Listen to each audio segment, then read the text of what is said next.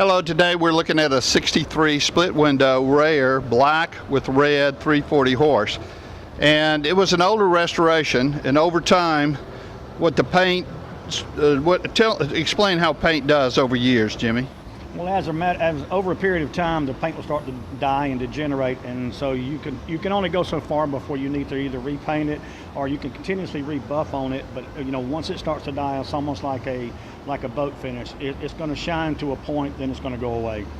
Okay, but the imperfections that are coming through are due to age. Oh yeah, it's nothing but age. Okay, but overall, there's a lot of luster in this paint, and with a good buff and a wax, this compounded, it'll come alive. But we want to get rid of some of the imperfections, correct? Right, yes, I would. Okay, we were looking at, and Jimmy was notating, like there's some areas right in here, Jimmy. And yeah. Then you were pointing out there's a fine little crack right here. Right, pretty much what you're seeing in this right here is this stuff over the years is starting to shrink up from where the car was originally made and or has had work done on it before. Little cracks here and there. It's a plastic car. This thing's going to crack always. A lot of buildup right there on the paint edges. It's on both sides up there. You can come on over here. Of course, you got this is a C2, so you're gonna have a little spider. Yeah, you're gonna have normal cracks. Here. That's nature of the beast. There's another one on the fender over here on the side. Point out the size of this, Michael. We can see from the pencil, if you can see in the camera lens, it's about a pencil head long. And then Jimmy, you're talking about maybe right in here. Yes, a little on all the edges. Edges, clean those up. Yeah, and you take those and sand those down and get them really cleaned up pretty good. Okay, we want to move over here and show the crack in the paint on the hood. There's a crack in the hood right here.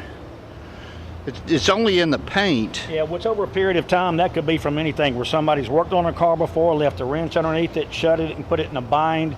I mean, like I said, these aren't metal cars, they're plastic. So if you get something in a bind, you're going to get a hairline crack. And over a period of time with fiberglass, it's a living, breathing thing. So if it gets hot, it's going to expand. It gets cold, it's going to shrink. And that's what causes that. And that's what makes it grow once you get a little small one in it. Okay, so most of the issues that we see, now we're going to point out some other issues.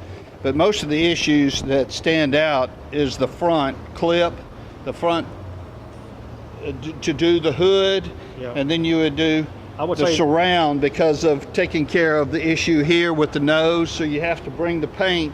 Yes, I would do the front clip. I mean, there's no reason not doing the hood and not doing I'll do the headlights, the whole surround panel, put everything on it, the whole front clip, bumpers off, lights out, grill out, everything just completely disassembled, do the front end, and that way you have a good, smooth, even, clean job around it, and it doesn't look spotty. It looks like it, like it should look. Okay, now we'll walk around the back, and there was a couple of little issues here. There's a little, that's going to be hard to see, but there's a little bump right there. Can you see the bump if you catch it? It almost looks like a blister, but it is really, you can't even feel the bump, but you can see it.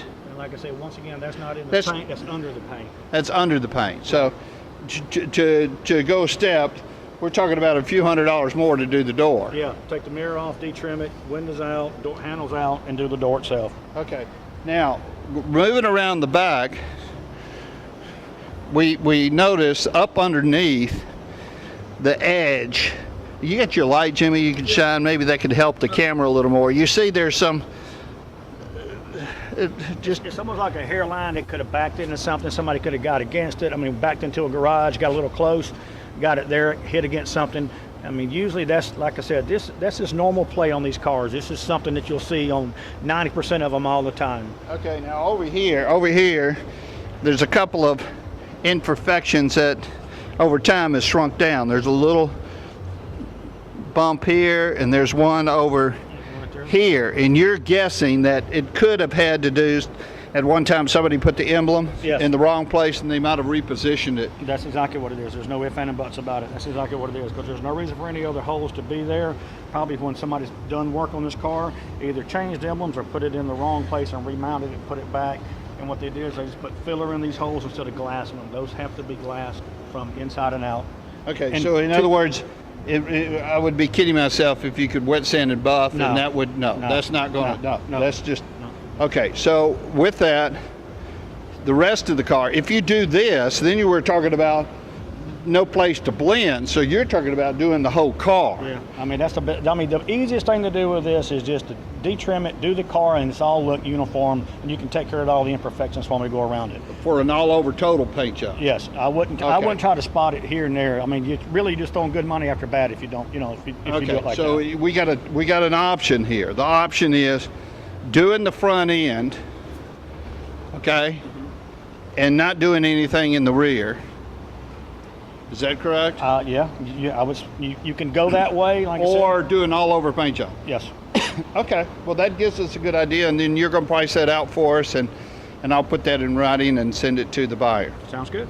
Okay. Thank you, Jimmy. And Jim, this is Jimmy Parkinson, and it's American Beauty and Muscle Machines. Is that right, Jim? That'll work. That's fine. Jimmy, I know how long you been working with BioVet. About 8-9 years now. Do I own any of your business? No. It's a good thing I don't, because I don't need your headaches. Yes. But anyway, Jimmy has done beautiful work for us.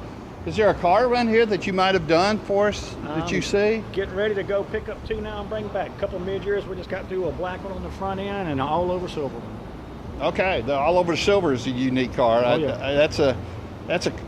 Is that a coupe? I think that was a coupe, wasn't it? Coupe. That's a '65 silver, red interior. Oh, we're still working on that one. This is the other silver. You've been working on that a long time. It takes a long time to strip these things out and make them look right. Okay, and we wanted it right. It's going to be right. I bet it is. You've had that thing, what, about 4 years? No, about 8 months now. Oh, no, you haven't had it that No. long. I don't think so. You're pulling my leg. You've had it Yeah, I pull both legs. Okay, you're pulling my leg now. Thank you very much. I appreciate it.